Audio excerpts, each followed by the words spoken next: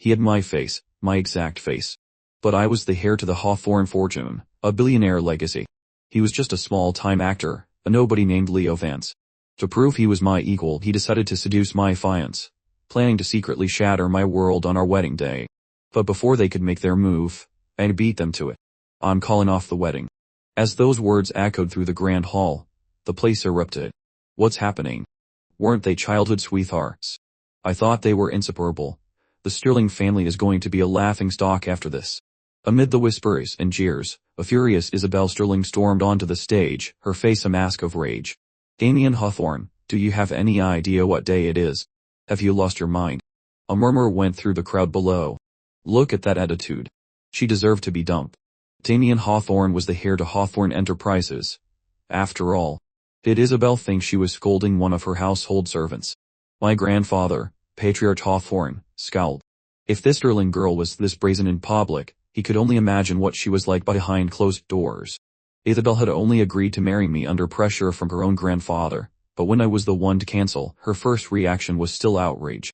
Quickly, though, she composed herself. The man she truly loved was Leo Vance.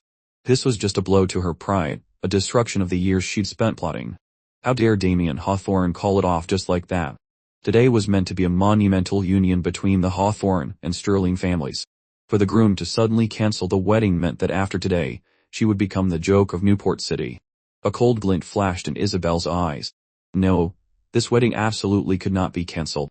Perhaps because she was used to getting her way with me, her voice was still a command, even in crisis. Damien, can you stop being so stubborn? This is a merger of our two families. Whatever it is, can't it wait until after the ceremony? Before I could answer, my grandfather's voice boomed through the hall. This wedding is over. He clapped me on the back reassuringly before turning to Isabel, his gaze as sharp as a blade. The sheer force of his presence intimidated her, but she quickly remembered that I was the one who had cancelled, making her the supposed victim. She instantly put herself on a moral high ground. Grandfather Hawthorne, she said, addressing him as an equal, Damien is trying to call off our wedding on a day as important as this. Are you just going to let him do whatever he wants? Her tone was clear, you need to control your grandson. Patriarch Hawthorne's old eyes turned icy. His voice was quiet but carried immense authority. My grandson, Damien Hawthorne, has earned the right to be stubborn. He can do whatever he wants. The hall fell into a dead silence. It was as if everyone had heard the resounding slap of his words across Isabel's face. Having had a privileged life, Isabel had never been so publicly humiliated. She couldn't stop herself from challenging him. Are you planning to sever ties with the Sterling family? The moment she spoke, a real slap echoed through the hall. Isabel's head snapped to the side.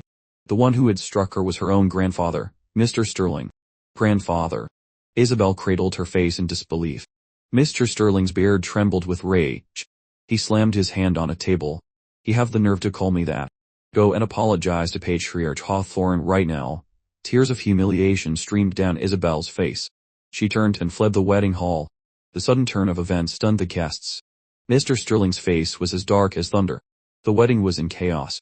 With the bride gone, what was there to celebrate? This was even better than Damien had planned. The moment his engagement was announced, countless hearts had been broken. Now, their chance had come again. I stepped up to the microphone to address the remaining guests. Thank you all for coming. I regret to inform you that the engagement between myself and Isabel Sterling is officially terminated. From this day forward, we go our separate ways. With that, I walked away, leaving the wedding of the century to end in a dramatic spectacle. Later, seeing that I was calm, my grandfather finally smiled. Damien, why the sudden decision to call it off with the Sterling girl? My expression was neutral. I found out she was seeing another man. Right before the wedding, she made a call, saying she was only marrying me for the Hawthorne fortune. She planned to earn your trust, have Sterling Corp devour Hawthorne Enterprises from the inside, and then kick me to the curb. The words were half-truth. I hadn't overheard the call, but I knew from my past life that this was exactly her plan. My grandfather slammed his fist on the table. What? Did that girl really say that? Every word, I said firmly. I could have tolerated the cheating, but I will never forgive anyone who plots against the Hawthorne family. Don't worry, Damien, my grandfather said, his voice laced with cold fury. I will make Isabel Sterling pay the price. I shook my head. Grandfather, just dealing with her won't solve the problem. It's a symptom, not the cause. I want to join the company. I want to work at Hawthorne Enterprises. He was stunned. Damien. Why the sudden interest? It was a fair reaction. The original Damien had been passionate about painting, a rising star in the art world. Though my grandfather wanted me to be his successor, he never forced me, allowing me to follow my dreams. You've always loved your art, son. I just want you to be happy. A warmth spread through my chest. This man truly loved his grandson.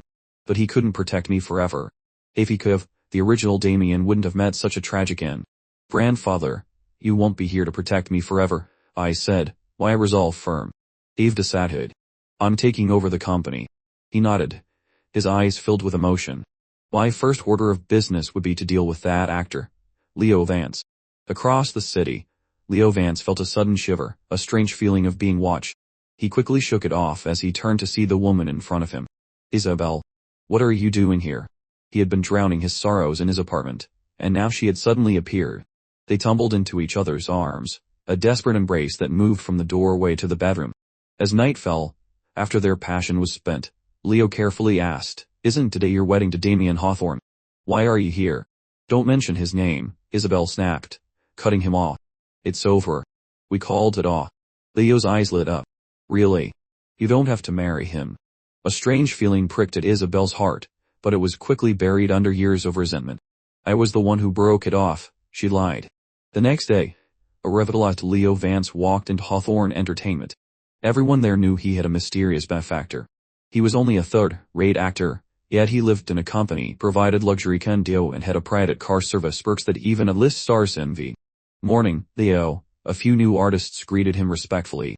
He nodded with a smug smile. Isabel had finally promised not to marry that Hawthorne here. He was in a fantastic mood. Exiting the elevator, he ran into his manager, Regina Finch. Morning, Regina. Regina's face was grim. We have a new CEO, someone from the top. The whole company is about to be shaken up. I have a meeting on the 33rd floor. Leo wasn't concerned. With Isabel backing him, no corporate sheikh could touch him. Just then, Regina gave him a mysterious smile. By the way, there are a few scripts in the break room. Lead roles. You're about to become an A-lister. Leo's eyes widened, and he grabbed her arm. Are you serious? Regina just smiled and nodded. Leo practically flew into the break room, his hands trembling as he searched for the scripts. He was finally going to be a leading man. Stardom was within his grasp. On the 33rd floor of the Hawthorne Tower, department heads whispered nervously, speculating about the new CEO.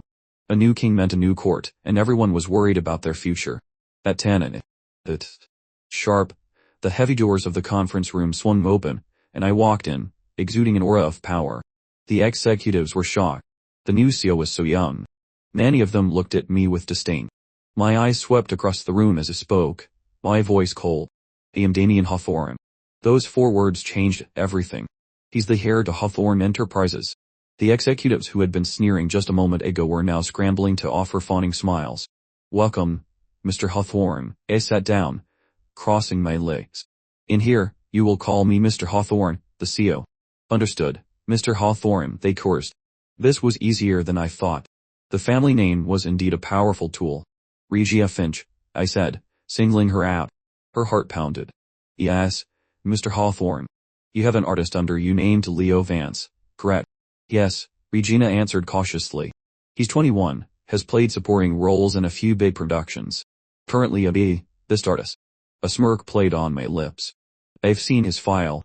His original manager wasn't you. It was Isabel Sterling who secretly arranged for the change. The time had come to set things right. Regina couldn't guess my intentions, and could only give an honest assessment. Leo has good commercial value, and no negative press at the moment. My smile vanished. That artist, I don't like his face. I don't like seeing it in my company's portfolio. You know what to do, don't you? Regina's smile froze. Rest assured, Mr. Hawthorne.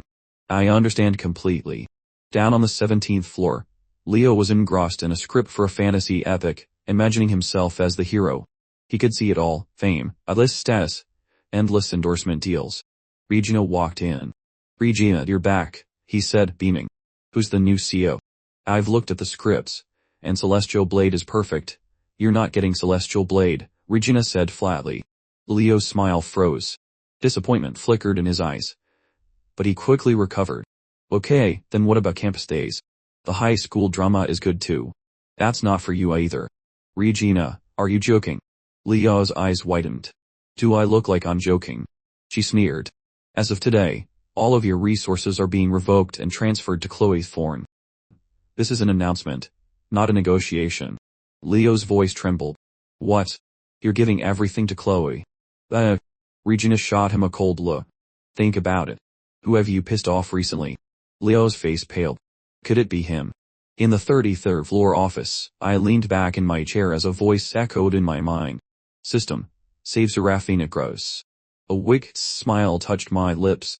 That was a name I hadn't heard in a long time. So the system wanted me to change her fate. Interesting. Let's see just how tragic her destiny was in this timeline. This world's Serafina Cruz was a classic tragic character. A rising pop idol with a brilliant future, her life was ruined simply because Leo Vance had a crush on her. Isabel Sterling, consumed by jealousy, orchestrated her downfall. Under the immense pressure from Sterling Corp., Serafina was quickly buried in scandals, losing her savings and accumulating massive debt. Worse, her mother, gravely ill in the hospital, removed her own breathing tube, not wanting to be a burden. Hit by one tragedy after another, Serafina fell into a deep depression and ended her own life. At that very moment, the real Serafina Cruz pulled a black baseball cap low over her eyes as she exited the Hawthorne Entertainment Building. Her manager had just suggested she could get back on top if she was willing to entertain a wealthy businessman. The unspoken rules of the industry were nothing new, but Serafina walked away without a second thought, the manager's furious shouts chasing after her. Who do you think you are? After Ms. Sterling blacklists you, you'll come crawling back to me. She clutched a prescription slip in her hand and hurried to the hospital. Sarah, you're here, her mother whispered, her face pale but her beauty still visible. Won't, don't move. Let me help you, Serafina said, rushing to her side. Isn't work busy? Why do you visit every day? It's fine, I'm done for now, she said, hiding the truth. After her mother fell asleep, Serafina quietly left the room. Her phone buzzed. A notification from a job app, art model needed. $1,000 per hour. Desperate for money, Serafina's heart skipped a beat. Half an hour later, she stood before the gates of a lavish villa complex. Even at the height of her fame, she could never have afforded a place like this. The pressure was immense. As she rang the doorbell, she almost turned and ran. After being blacklisted and sabotaged, she had learned to be cautious. With her looks, plenty of men wanted to take advantage of her. The gate swung open. To her surprise, it wasn't a crazy, middle-aged tycoon, but a young woman. Hey, Serafina breathed, relief. I'm Serafina Cruz. I'm here for the art model position. The maid's eyes went wide. Aren't you that famous idol? I was, Serafina said calmly. Can we start now? Oh, the one who hired you isn't me. It's my young master, the maid, Maria said, ushering her in. He said for you to go right in. Just remember, she whispered, whatever he says, you must do. Don't question him. Serafina nodded, and entered the art studio. A lazy voice drifted from behind a large easel. Take off your clothes. Her face flushed crimson. I'm just here to model, not for anything else. She turned to leave. A soft chuckle came from behind the canvas, stopping her in her tracks. What are you laughing at? The lazy male voice continued. I think you've misunderstood. I told you to take off your clothes. Do you remember what you're here for today? An art model, she mumbled. Exactly, I said, putting down my brush. I'm going to paint your body. Serafina froze, her ears burning. Logic told her to run, but her feet felt rooted to the floor. Good, my voice came again, now with a commanding edge. From now on, you follow my rules. No questions. Understood. She blushed and nodded.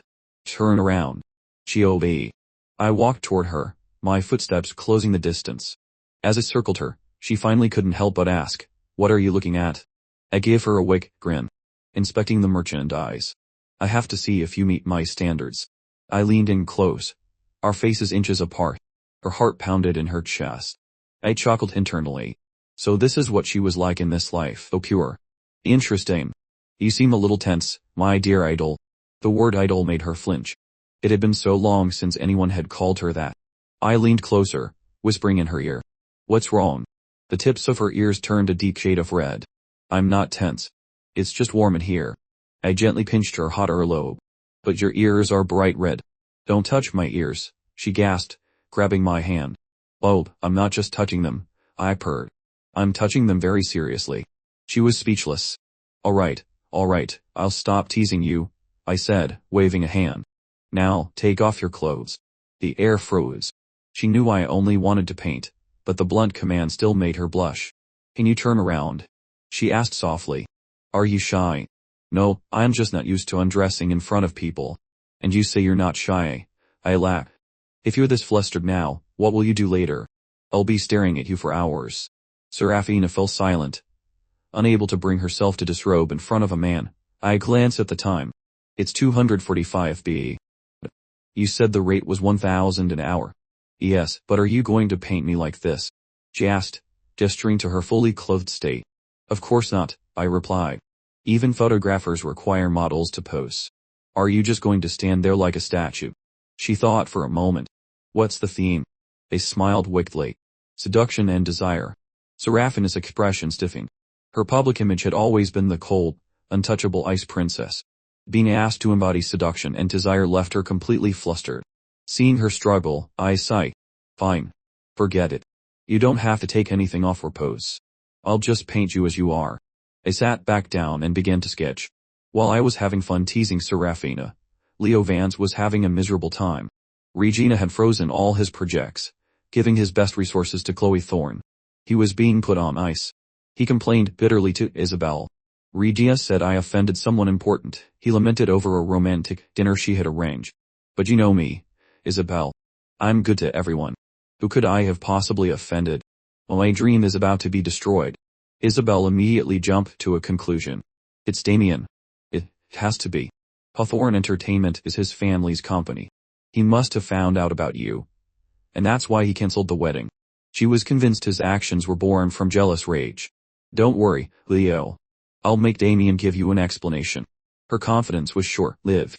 When the bill came, she presented her black card, only for the waiter to return, embarrassed. I'm very sorry, miss, but this card has been frozen. Do you have another form of payment?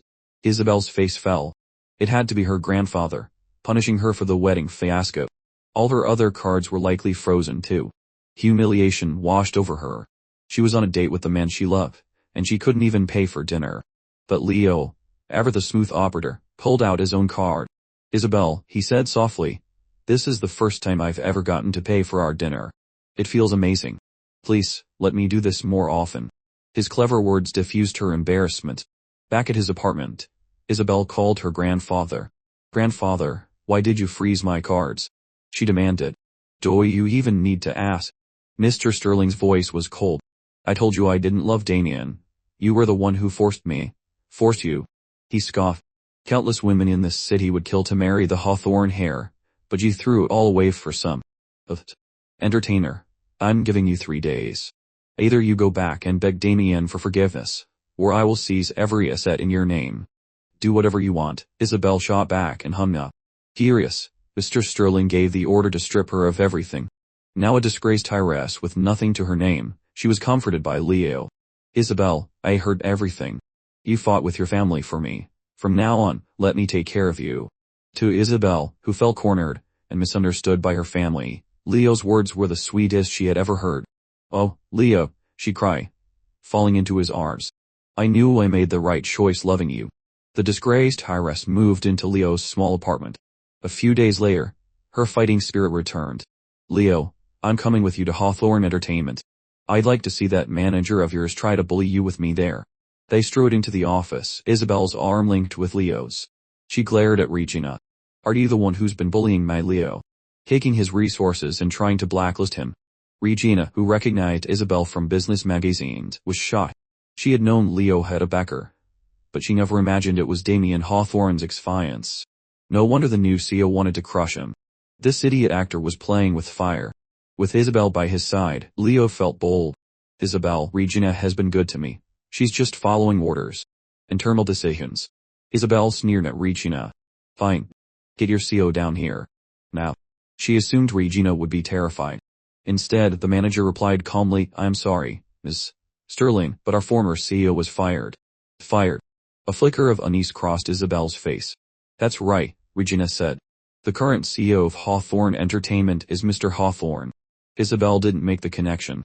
The Damien she knew was a quiet, brooding artist. She couldn't imagine him as a CEO. Seeing the confident duo in front of her, Regina felt a vengeful ideas. Sterling, would you like to meet our new CEO? Of course, Isabel said, her chin held high.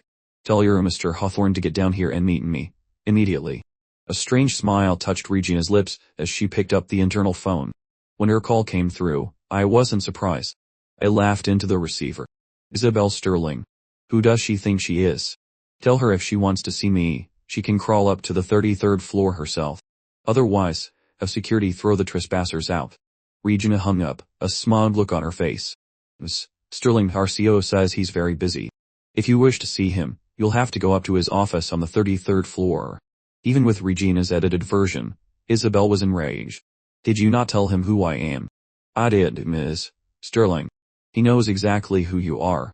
Furious at being slighted, Isabel stormed towards the elevator. I want to see just who this Mr. Hawthorne thinks he is. When she burst into my office and saw me sitting in the CEO's chair, she froze. A smile. Don't you know how to nod? Or did your family never teach you any manners? Isabel recovered, her eyes narrowing. Damien, don't you dare bully Leo. She was so focused on him that she missed the look of pure shock on Leo's face. He knew his girlfriend had a fine, but he never dreamed it was the handsome, powerful man sitting before him. I didn't even spare Leo a glance. Sterling, which one of your eyes sees me bullying your little boy toy? Isabel was stunned. The Damien she knew, who had always adored her, would never speak to her this way. Damien, you. What about me? A challenge. Leo stepped forward. Mr. Hawthorne, how can you treat Isabel like this? My gaze snapped to him. When did I ask for your opinion?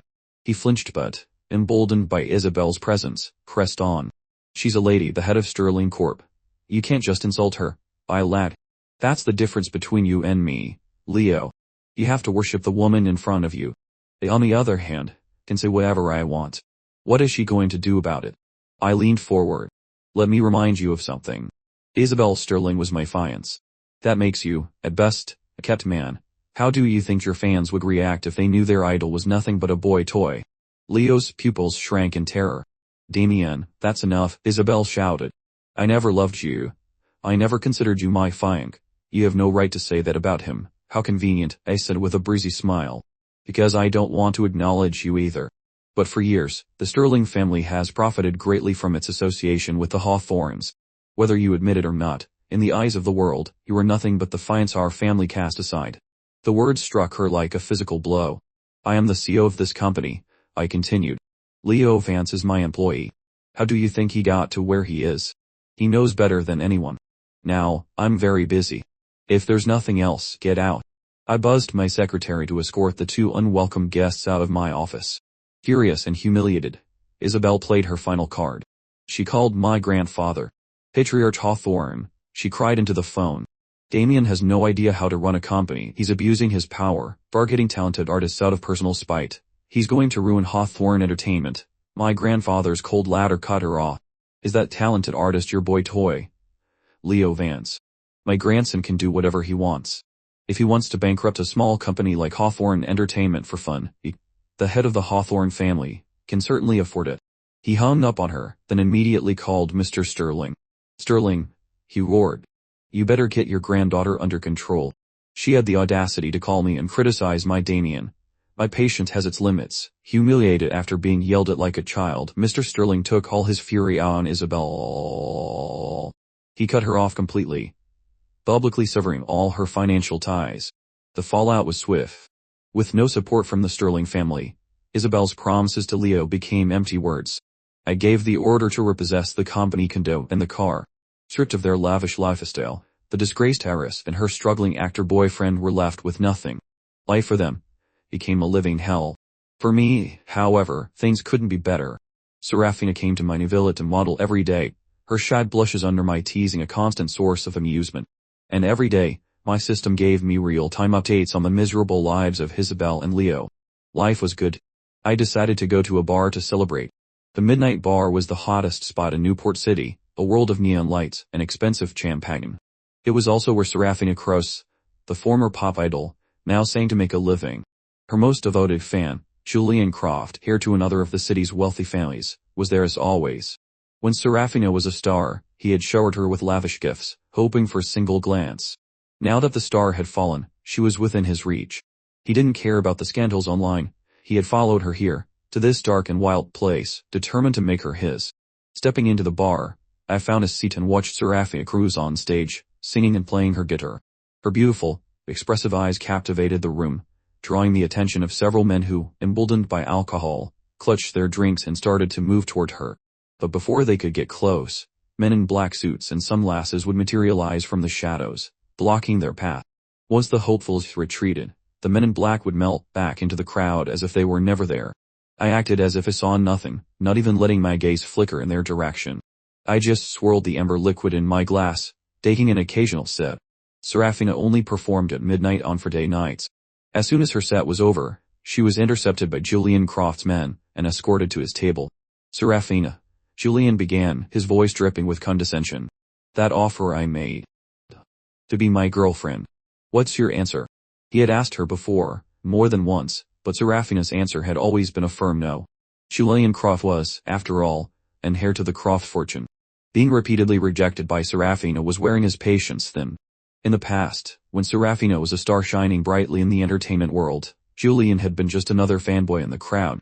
Her cold rejections then had only made her seem more alluring, more unattainable. But now, she had fallen from grace, her light extinguished.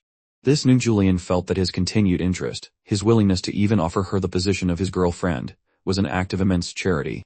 For her to be so ungrateful was infuriating. The last time he'd asked, he had warned her to think carefully, a clear threat laced in his words. It was Seraphina's refusal then that had sent Julian into a rage. He had stormed into the hospital where her mother was staying, spewing cruel, vicious words. It was only then that her mother learned the full extent of what her daughter had been enduring. The shock sent her into cardiac arrest, and she was rushed into emergency care. Though she was revived, she didn't want to be a burden to Seraphina any longer. That night, she secretly removed her own breathing tube. When Seraphina arrived the next morning, she found her mother's cold body. Julian Croft was the last straw that broke her. My sweet, tragic Seraphina. I couldn't let her suffer that fate again. That's why I was here tonight. Uncue, Seraphina shook her head. I'm sorry, Mr. Croft. My focus is on earning money right now. I'm not interested in a relationship. I can give you money, he pressed. I don't accept charity, she replied coolly. He scowled. What's wrong with me? You keep turning me down. Or is it because you already have a boyfriend? Seraphina was about to say no, but an image of me flashed in her mind, and she hesitated for a fraction of a second. This hesitation was all the confirmation Julian needed, and it lit a fuse. I thought you were only interested in making money. Who is he? I don't think that's any of your business, she said, her voice like ice. Julian glared at her. Seraphina, he snarled, you will regret this. She turned to leave, but Julian and his friends blocked her way. Where do you think you're going? One of them sneered, eager to help Julian vent his frustration. You still think you're that untouchable superstar?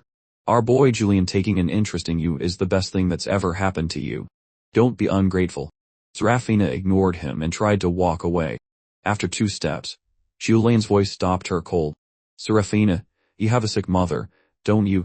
She whipped around, her beautiful face a mask of frost, her eyes sharp and cold. What are you planning to do? Julian smirked. I've been chasing you for so long, and you've always said no. Now you're in love with some other guy, making me look like a fool. Don't you think you should pay a price for that? Do whatever you want to me, she said, her voice dangerously low, but you will not touch my mother. Her eyes held a desperate, reckless light. If he pushed her too far, she wouldn't hesitate to drag him down with her. For a moment, Julian was taken aback by her intensity. Fine, he conceded. I won't touch your mother. But if you don't want anything to happen to her, you'll drink every bottle on this table. Not a single drop left. Dozens of bottles of foreign, high-proof liquor littered the table. In the original story, she had drunk it all.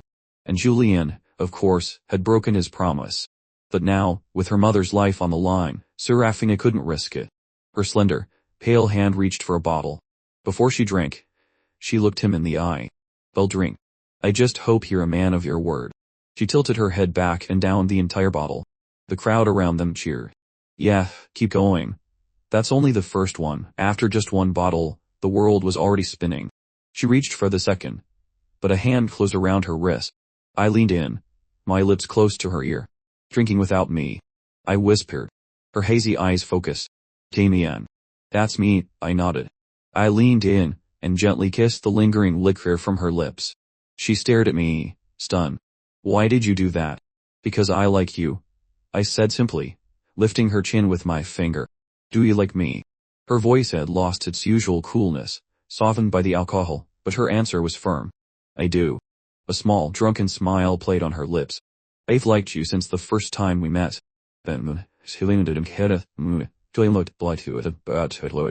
Seeing the woman who had always been so cold and dismissive toward him now melting in the arms of some stranger, then kissing him willingly, drove him mad. Who the hell do you think you are? He roared, his face twisted with rage, swooping in and stealing my woman. Do you have a death wish? I told Serafina to stand still, then turned my flat gaze on Julian. And who are you to yell at me? I think the one with the death wish is you. Julian, used to everyone fawning over him, had never been spoken to like this. He lunged forward, but several men in black suits appeared out of nowhere. One of them grabbed Julian's wrist, his grip like iron. I spoke calmly, my voice devoid of any emotion, as if I were discussing the weather. Break one of his arms. Julian's pupils contracted. You wouldn't dare. Do you know who I am? I chuckled. Oh, I dare. Go ahead. The bodyguard acted instantly. A sickening crack echoed through the bar, followed by Julian's agonized scream. Are you crazy? Someone in the crowd shouted. That's the heir to the Croft family. They won't let you get away with this. Julian, pale and contorted in pain, spat through gritted teeth. You're dead. My family will destroy you. Ev raised an eyebrow, amused. Good. I'll be waiting. Just then, someone in the crowd recognized me and tried to warn the foolish young master. Julian, stop. That's Damien Hawthorne. Julian's furious shouts died in his throat, his face frozen in disbelief. How could this be? Knowing who I was, he didn't dare say another word. Not even about revenge. I scooped up the intoxicated Serafina, left the chaotic scene at midnight, and took her back to my villa. The next morning, Serafina woke up in a lavish, unfamiliar room. Just as she was taking in her surroundings, I walked in. Mr. Hawthorne, she said immediately. Did you bring me back from the bar last night? I did. I nodded with a smile. You haven't forgotten everything, have you? Her eyelashes fluttered. Was drunk. Then let me remind you, I said, stepping closer. You told me you didn't like anyone else. That you liked me the most. You wouldn't let me go. We even slept in the same bed. See for yourself what you did. I pulled down the collar of my V-neck shirt, revealing a fresh red bite mark on my skin. Serafina's face turned a deep crimson, and she quickly looked away. I laughed, gently turning her face back toward me. You're adorable when you blush. Don't go back to midnight anymore, okay? A bitter smile touched her lips. She didn't want to, but her mother's medical bills were astronomical. Are you worried about your mother's illness? I cut her off. That's simple. All you have to do is become a star again. You'll make plenty of money, and you won't have to worry. Her expression shifted. I'm blacklisted by Hawthorne Entertainment, she said, shaking her head. I can't just jump to another company. The contract termination fee is... Who said anything about leaving? Ismir. Stay right where you are. What if the company decides to start promoting you again? She looked down. That's impossible. The one who had me blacklisted was Isabel Sterling of Sterling Corp.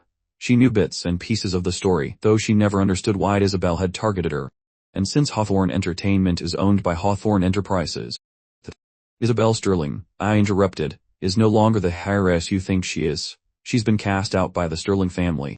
She can't even take care of herself right now, let alone cause you any more trouble. Serafina didn't question how I knew all this. She understood I was no ordinary person. She just looked at me intently. Do you really want me to become a star again? Of course, I nodded. You shine brightest on stage. I leaned in and kissed her again. She blushed, her heart fluttering. If this is what he wanted, if this would make him happy, then what was so bad about stepping back into the starlight? While one person decided to step out of the darkness and back into the light, another was falling from the clouds and into the mud. Isabel learned from her mother that Mr. Sterling was not only cutting off her resources, but was planning to formally disown her. Isabel, you have to stop fighting with your grandfather, her mother pleaded. If you don't go back, there will be no place for us in the Sterling family. Please, I'm begging you. Isabel was sick of her new, impoverished life. She wanted to go back, but she couldn't stomach the thought of bowing her head to me. She knew her grandfather would force her to go to the Hawthorne estate and beg for forgiveness. It was the last thing she wanted to do. She looked at Leo. Leo, my mother wants me to go back to the family and reclaim what's mine. But how can I leave you? Leo had his own calculations. Before, when Isabel was a wealthy heiress, he never wanted her to leave his side. But now, her black cards were frozen, her property seized, and her words carried no weight. This fallen phoenix was not what he wanted. Isabel, you should go back, he said with practiced sincerity.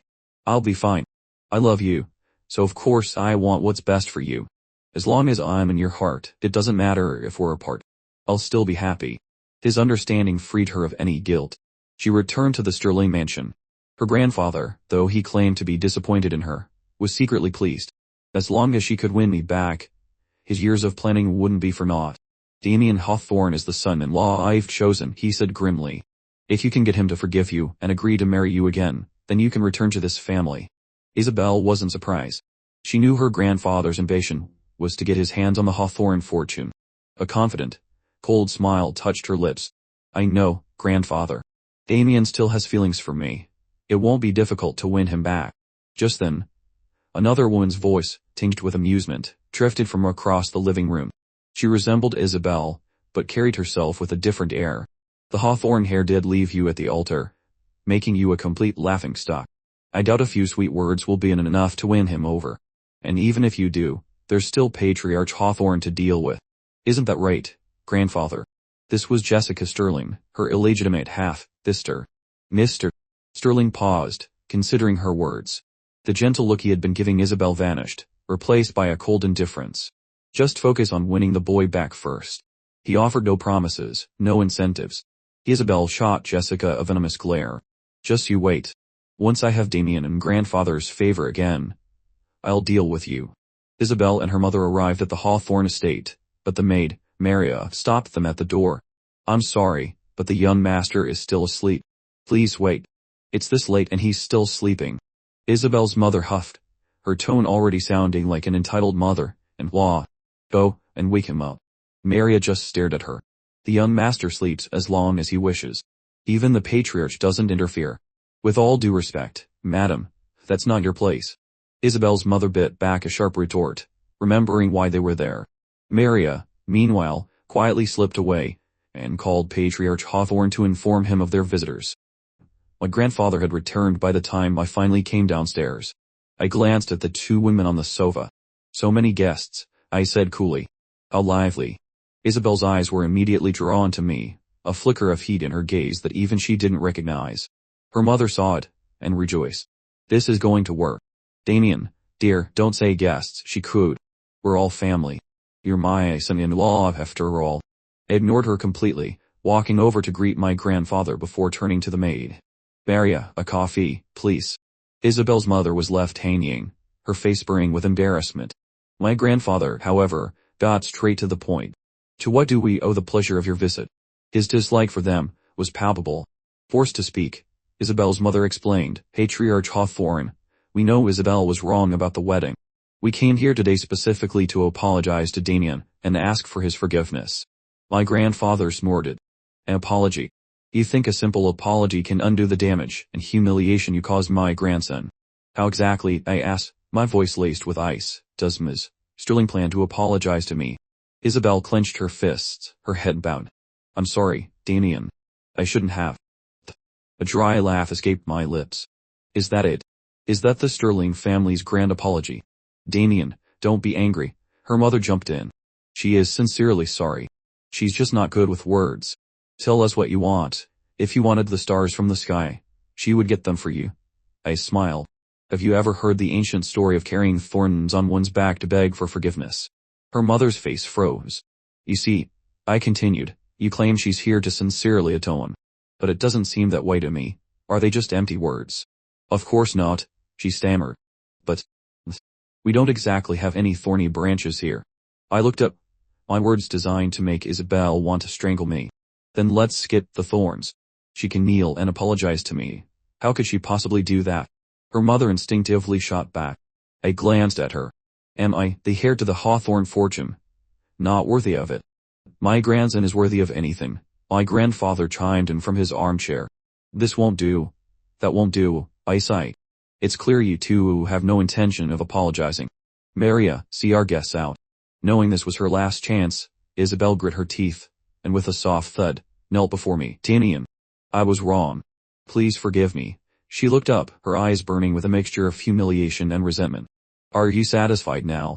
I met her hateful gaze with a smile. For you to kneel of your own accord, I suppose that shows some sincerity. Of course it does, her mother quickly added. Damien, she is truly sorry. So, about the wedding.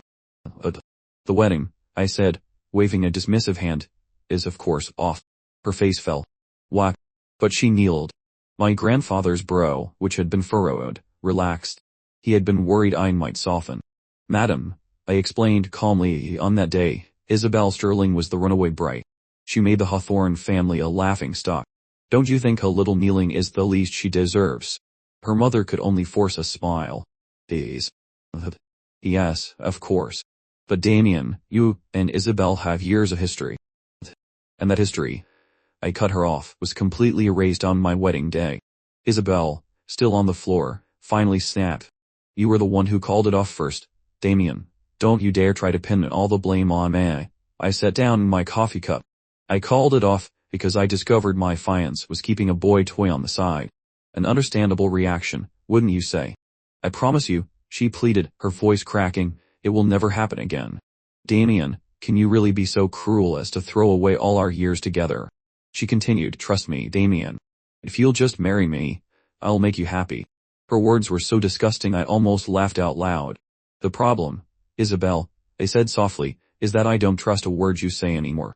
Then what do I have to do to make you trust me again? All right, I said, leaning back. Let's switch things up. You can pursue me. If I want something to eat, you'll go and buy it, no matter how far. When I need you, you'll be there. I say one, you don't say two. That kind of pursuit. Isabel hesitated. This didn't sound like a courtship. It sounded like being a servant. What? I challenged, raising an eyebrow. You don't want to. She was trapped. My demand, while demeaning, wasn't entirely unreasonable. To salvage the alliance, one side had to grovel, and it was obviously going to be her. Her grandfather would certainly force her to agree. It was just to restore my pride, she reasoned. To show the world how devoted she was. And yet, a deep unease settled in her stomach. I smiled, a silent promise in my eyes. You think this is about pride? No, my dear. This is just an excuse to torture you, to trample on you, to grind you into the dust. Finally she nodded. She agreed. With the door to the Hawthorne family seemingly open again, Mr. Sterling was delighted. He immediately unfroze Isabel's accounts and returned her assets. You see, Isabel, he said cheerfully, he still has feelings for you. Now, you must do whatever it takes to win him back completely. I know, grandfather, she replied. And so, Isabel began her pursuit. She waited for me outside Hawthorne Entertainment at the end of the day, holding a large bouquet of roses. Damien, I came to pick you up from work. I glanced at the flowers with disgust. What are these? Roses, she said, confused by my lack of enthusiasm. I'm not blind, I snapped. I know they're roses. My question is, why are you giving them to me? Are you trying to kill me? The accusation stunned her. What are you talking about? Why would I want to hurt you? You don't know I'm allergic to roses. I scoffed. And you claim you love me. That you'll make me happy. You don't even know something so basic. The allergy was, of course, a complete lie.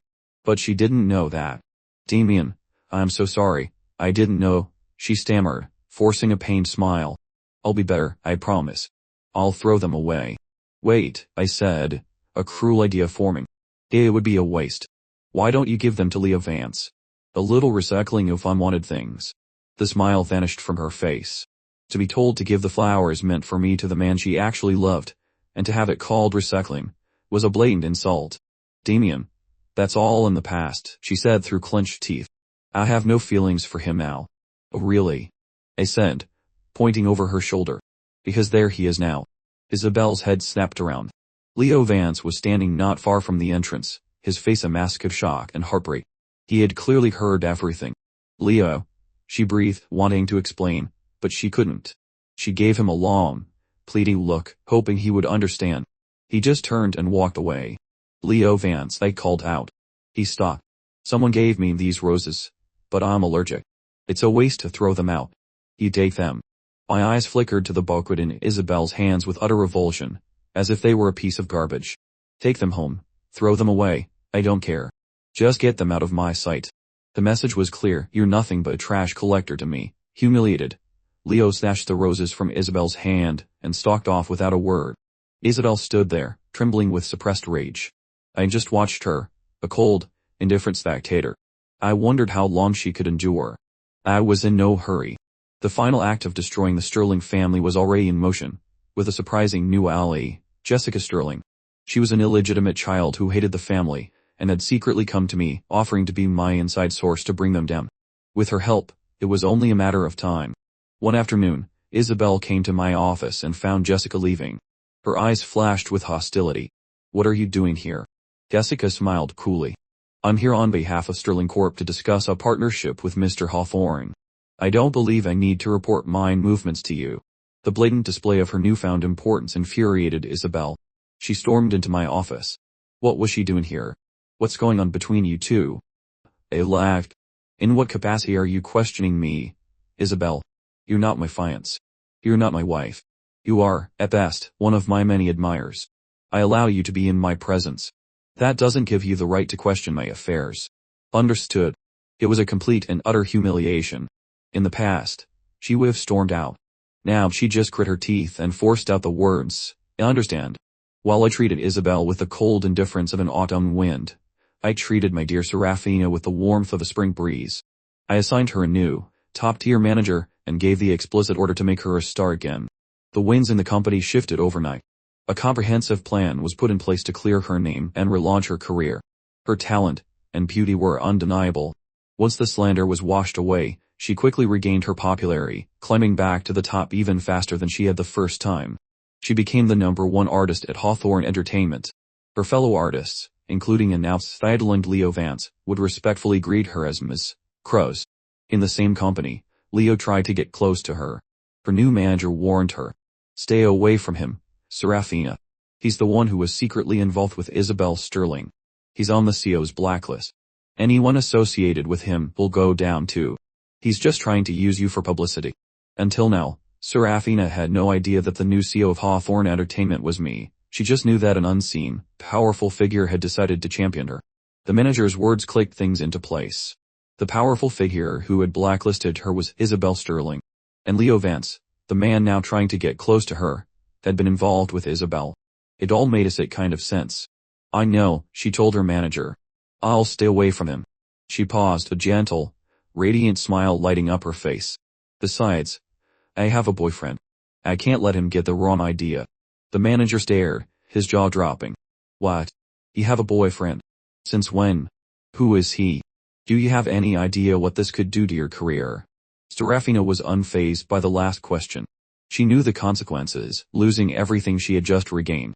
I had nothing before, she said, her eyes shining with a steady, determined light. I was walking alone in the deepest darkness. He reached out his hand to me. He became the light of my life. He is irreplaceable. Even if I fall back into the abyss, as long as I'm holding on to his light, there is no darkness. I would give up everything I have now before I would ever let go of his hand. Her manager was silent. He knew her story. He understood. Then you must protect him, he said softly. As your manager, I need to know who he is. We need to be prepared. He's not in the industry, Serafina said.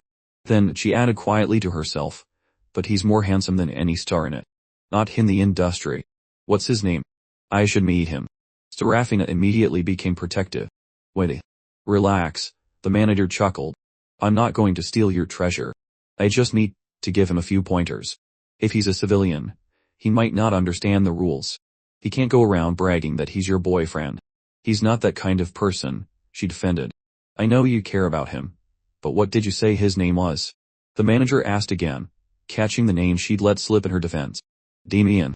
The manager's mind raced, thinking of the new CEO of Hawthorne Entertainment, the heir to the Hawthorne fortune. His name isn't Damien Hawthorne, is it? It can't be that much of a coincidence, can it? But then again, the order to blacklist Serafina had come from the Sterling heiress. Who else but Damien Hawthorne would have the authority to not only lift that ban but to actively promote her? The manager swallowed hard, stunned by his own deduction. It seemed impossible, and yet. Serafina, he asked, his voice trembling slightly, what's your boyfriend's full name? Damien Hawthorne, she said softly. It was the second time in his life the manager felt like he had been struck by lightning. What's wrong? Serafina asked, noticing his strange expression. He could barely contain his excitement. What's wrong? You managed to charm the Hawthorne hair without saying a word, he exclaimed, his face beaming. Even if she was just a temporary girlfriend, as long as they didn't have a messy breakup, Serafina's future in the industry was set. He had been assigned to her, thinking it was a good career move. He never dreamed it would be this good. Serafina frowned, catching the unfamiliar term. Hawthorne here. She had never asked about my background, and information about me was notoriously protected. The world knew that the Hawthorne family of Newport City had an heir, but his name and face were a well-guarded secret. Not even the most exhaustive internet search could produce a single photo of him. The wedding that had rocked the city was supposed to be my first public appearance, but after Isabel's dramatic exit, my grandfather, fiercely protective, had ordered a complete media blackout on any information about me. No media company dared to defy the Hawthorne patriarch. Only a select few in Newport's high society knew who I was. Even when I became CEO of Hawthorne Entertainment, only the senior executives were aware of my true identity. To the artists below, I was just the new Mr. Hawthorne. It wasn't surprising that Serafina, who was naturally reserved and not prone to gossip, had no idea. The manager looked at her, his expression a mixture of awe and disbelief. You mean you still don't know who Damien Hawthorne is?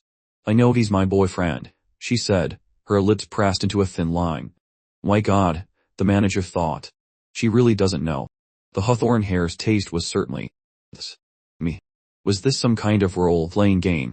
Pretending to be a commoner to win a girl's heart? He quickly gave her the rundown. Damien Hawthorne, the sole heir to the Hawthorne fortune, grandson of the billionaire tycoon, and the new CEO of Hawthorne Entertainment. Do you understand now, Serafina? Do you realize how incredibly lucky you are? With him backing you, there's nothing you can't achieve in this industry. Serafina's face remained calm, but inside, a storm was raging. So, Damien was the Hawthorne heir. That meant her blacklisting was lifted, her career resurrected, all because of him. She pursed her lips, a single thought consuming her. I need to see him. Right now. The CEO's office on the 33rd floor was off limits to artists. But Serafina was insistent. The manager had no choice but to escort her up. As they stepped into the elevator, they found Isabel Sterling already inside, also on her way to the 33rd floor. Serafina's mind was so preoccupied that she didn't even spare Isabel a glance. But Isabel recognized her. She had been jealous of Serafina back when Leo was her fan. Though they had never met, she had seen her pictures. Even with her critical eye, she had to admit that the girl's beauty and aura were undeniable. Didn't I have her blacklisted? Isabel thought, frowning. Why does she still look like a superstar, completely unscathed? Being ignored by Serafina stoked Isabel's anger. It's a pleasure, Miss Sterling, the manager said, trying to smooth things over. Do you know our Serafina? Some singer, Isabel sneered. Why would I know her? Just you wait, she thought. I'll have her blacklisted again. While the manager and Isabel exchanged veiled pleasantries, Serafina finally registered who she was. Sterling. Damien's expense. She sized Isabel up, a small, secret satisfaction blooming in her chest when she realized that in terms of looks and figure, she had the upper hand. On the 33rd floor, Isabel stepped out first. Don't worry, the manager whispered to Serafina. Even if she ends up marrying him, he was your boyfriend once. He won't let her hurt you. Marry him. Serafina's brow furrowed. Why would they get married? Are you naive? The Sterling and Hawthorne families are two of the most powerful in the city. They were childhood sweethearts. Of course they're going to get married. He gave her a pointed look. You don't actually think you have a future with him, do you? A relationship is one thing, Serafina, but marriage. That's about matching status. I heard Miss Sterling is trying to win him back. Don't take it too seriously. Just let it go. Serafina, who had been silent, slowly lifted her gaze, her eyes deep and unwavering. What if I refused to let go? There was a stubborn possessiveness in her voice that was rarely seen in her calm demeanor. The manager's eyes widened in alarm. Serafina, what are you planning to do? Don't do anything rash. Ignoring his frantic calls, she strode to the office door and pushed it open, interrupting my conversation with Isabel. What are you doing here? Isabel demanded, her face contorted in a frown. Don't you know how to knock? This isn't a place for artists. She spoke as if she owned the place. I was surprised to see Serafina, but I quickly composed myself. I knew she must have found out the truth. This may not be a place for artists, Serafina replied coolly, her gaze locking with Isabel's. But is it a place for you, Miss Sterling? As far as I know, you hold no position here. And as for personal matters, your engagement to Mr. Hawthorne was broken off because you were cheating on him with a best actor. It seems to me you have no reason, and certainly no right, to be here, clinging to him. Am I wrong? Her words were like daggers, striking every one of Isabel's sore spots. I leaned back, a flicker of amusement in my eyes. This sharp, assertive side of her was a fascinating new discovery. Isabel looked like a cornered cat, her eyes spitting fire. Who are you to say such things? What right do you have? In response, Serafina walked over to me, and under Isabel's stunned gaze, leaned down and kissed me full on the lips. She then straightened up, a triumphant glint in her eyes. Because she said, her voice soft but clear, am his girlfriend. Isabel's world tilted on its axis. She felt like she was going insane. Damien was cheating on her. He had the audacity to do this. Right in front of her. Damien, she shrieked, her voice cracking. Don't you think you owe me an explanation? An explanation for what? I asked, feigning innocence. She pointed a trembling finger at Serafina. What is she? I smiled, pulling Serafina onto my lap. As you can see, I said, kissing Serafina's cheek, she's my girlfriend. Any other questions? Isabel's face was a mask of fury. If she's your girlfriend, then what am I? Let me remind you, Miss Sterling, I said, my voice dripping with scorn, you are no longer my fiancé. We are both single. A normal relationship between two unmarried adults. Don't act as if I've betrayed you. Then you were just playing with me. She sputtered. Making me pursue you. She had endured so much, thinking I still had feelings for her. And all along, I was with this actress. You scumbag. Took you long enough to figure it out, I said with a dismissive shrug. How foolish. That was the final blow. Isabel stormed out, slamming the door behind her. The office was suddenly quiet. Serafina, who had been running on pure adrenaline, now felt a wave of self-consciousness wash over her. She tried to get up, but I held her in place. Are you angry with me? I asked, a gentle smile playing on my lips. No, she whispered, turning her head. As she did, her lips accidentally brushed against mine. She froze, her breath catching in her throat. Well, I murmured against her mouth, that was a wonderful accident. Don't be angry anymore.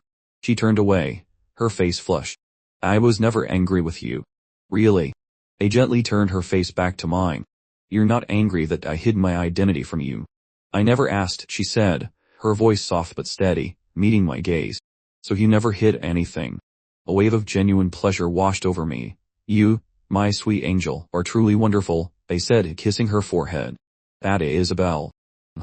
She began, a hint of worry in her voice. Will we be okay?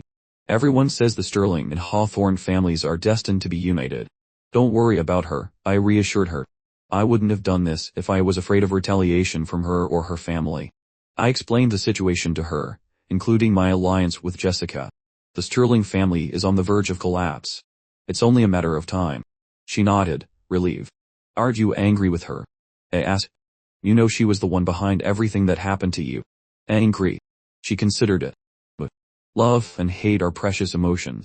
I wouldn't waste them on someone as insignificant as her. She paused. I am curious about one thing, though. Why did she target me? Because of Leo Vance, I said simply.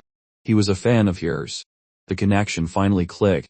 That Isabel, she said, a rare hint of bite in her tone. Is there something wrong with her brain? I laughed. Yes, I believe there is. But in the end, it was your beautiful face that caused all the trouble. She pouted, a childish expression that was incredibly endearing. Is that my fault? No, of course not, I said, pulling her close. The blame lies entirely with the scheming Leo Vance and the brain damaged Isabel Sterling. Damien, she said, her eyelashes brushing against her cheeks as she looked down. Did you ever love her? Are you jealous? I teased. I expected her to fall silent, but instead, she answered, her voice soft but clear. Is the fact that she was your fiancé. I'm very jealous. I know I shouldn't be. I came into your life so late. But I'm still jealous. Her honesty was a delightful surprise. I kissed her, my heart swelling with an emotion I hadn't expected. You don't need to be. You are mine now, and I am yours. As for Isabel, Let's just say my past self had terrible judgment. It was her, she said fiercely. She wasn't good enough for you. I'll be good to you. I won't be like her. I'll be waiting, I said with a smile. As I had predicted, Sterling Corp collapsed with astonishing speed. The patriarch, who had devoted his life to the family's legacy, suffered a stroke and passed away not long after. Isabel, with all her assets frozen, was left with nothing. She found herself at the doorstep of Leo Vance's shabby apartment. He opened the door to find not just Isabel, but her mother as well, both looking disheveled and desperate. Leo, Isabel said, her voice stripped of its usual pride. My family. You must have heard. My mother and I. We have nowhere to go. Can we stay here? Just for a little while. Leo's heart sank. He reluctantly let them in. Isabel's mother immediately began complaining about the size of the apartment, the dirt, the everything. She treated Leo like a servant, ordering him around. All the while, Isabel said nothing. They both acted as if it was their right, as if Leo was already their son-in-law. But the Leo who was now a struggling, forgotten actor was not the same man who had been kept by a wealthy heiress. Resentment began to fester. When Isabel, desperate to reclaim her former glory, asked him for his savings to start a business, and lost it all, it was the final straw. Isabel, he said, his voice hard. The Hawthorne family is determined to keep you down. You'll never rise again. Why don't you just get a real job? They fought. Isabel, finally accepting defeat, began her job search. But her pride wouldn't allow her to start at the bottom. She applied only for CO positions, and her resume was met with nothing but silence. With no income, they were completely dependent on Leo. And Isabel's mother, still clinging to her past life, continued her extravagant spending habits, treating Leo's meager earnings as her personal allowance. To make ends meet, Leo was forced to take on any role he could get, often playing the villain. His career, which had once seemed so promising, was now a pathetic shadow of its former self. Meanwhile, Serafina's star continued to rise. Within a year, she was bigger than ever. Leo would sometimes see her at the company headquarters, more beautiful and radiant than he remembered. He no longer harbored any improper thoughts, but simply wanted to approach her as a fan. But her manager was always there, a protective barrier he couldn't penetrate. His fanboy behavior did not go unnoticed by Isabel. What is your problem? She would scream at him. Do you still have feelings for her? Is it because I'm no longer rich that you've changed? I'll tell you something, Leo. It's useless. The only reason she's famous again is because she seduced my Damien. The news that the woman he idolized was involved with the man he hated most in the world sent Leo into a spiral. He stormed out of the apartment, and into a bar, shrinking himself into a stupor. He woke up the next morning in a strange woman's bed. She was in her 40s, a wealthy businesswoman who had a fondness for young, handsome actors. She became his sugar mama, and for a while, his career saw a slight resurgence. But she was married, and her husband was not a forgiving man. The scandal broke, and Leo's career was once again in shambles. The betrayal was too much for Isabel. You bastard. She screamed, slapping him across the face. I gave up Damien for you. And this is how you repay me. With some old hag. If it wasn't for you, I would be the Hawthorne heiress right now. The entire Hawthorne fortune would have been mine. You deserve to die, Leo, who had nothing left to lose, finally snapped. For you. He sneered. You did it for yourself. You were just using me as an excuse to defy your grandfather. Your family was doomed from the start, with or without me. In a fit of rage, Isabel lunged at him, her hands closing around his throat. Choking, Leo grabbed the nearest object, an ashtray, and brought it down hard on her head. Isabel collapsed, unconscious and bleeding. Her mother returned to find the horrific scene and immediately called the police. Leo was arrested for assault. The scandal of the fallen socialite and the washed-up actor became a media sensation. Jessica Sterling, who had reverted to her mother's surname, now ran her own successful company, which had a prosperous partnership with Hawthorne Enterprises. It was from her that I heard the news. Well then, I said, shaking her hand, congratulations, miss, but your revenge is complete. Just then, the door opened and Serafina walked in. She saw our joined hands and her smile faltered. I calmly withdrew my hand. Jessica, sensing the change in atmosphere, quickly took her lead. Come here, I said, beckoning Serafina over. She came and sat on my lap. I tilted her chin up. What's wrong? You seem unhappy. Who was that? She asked. A business partner, I explained. But if you don't like her, I'll never see her again. I kissed her lips. I only have eyes for you. A faint blush colored her cheeks. It's not that I'm unhappy, she said. Then after a long pause, asked Damien, do you think I'm being unreasonable? No, I said, my voice low and serious. With me, you have every right to be unreasonable. A brilliant smile lit up her face. In a little while, she said, her voice soft, it's my concert. Will you be there? Of course, I said. The concert was held in the city's largest stadium. I sat in the front row, holding a sign that read, Marry me today. She was magnificent on stage, a dazzling, confident superstar. Toward the end of the show, the music softened, and she sat down at a grand piano. A hush fell over the crowd as she began to play a beautiful, melancholic tune. When she finished, the stadium erupted in applause. She held a finger to her lips, and the crowd fell silent. Thank you all for coming tonight, she said, her voice clear and strong. I once fell into a deep abyss. I walked alone, with no light to guide me. I never thought I would stand on this stage again. She bowed deeply to the audience. Many in the crowd, who had once abandoned her, were now in tears. Tonight, she continued, there is one person I want to thank the most. He was the one who gave me light in the darkness, who made me no longer walk alone. He was the one who hoped I would be full of starlight, standing in a place of infinite radiance. It is because of him that I have the courage to stand on this stage again. A single spotlight broke from the darkness and landed on me. My face appeared on the giant screens around the stadium. Serafina looked at me from across the sea of people, her eyes full of love. Damien Hawthorne, she said, her voice trembling slightly, you are the person I am most grateful for, the person I love the most, and the person I want to spend the rest of my life with. She took a deep breath. I've been thinking for a long time about how to propose to you, how to make it grand enough to be worthy of you.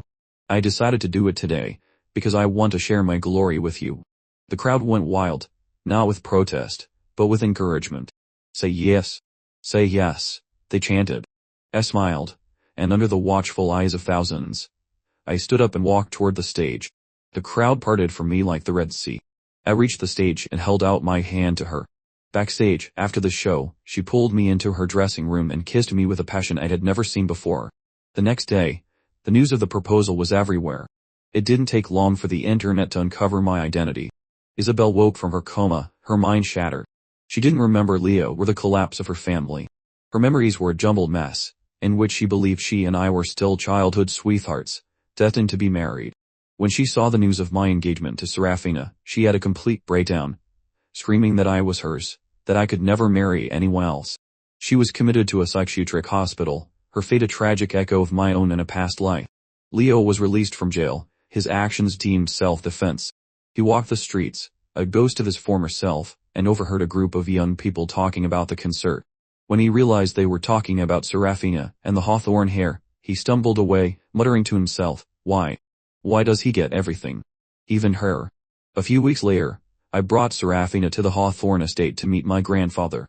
She was more nervous than she had ever been before a performance.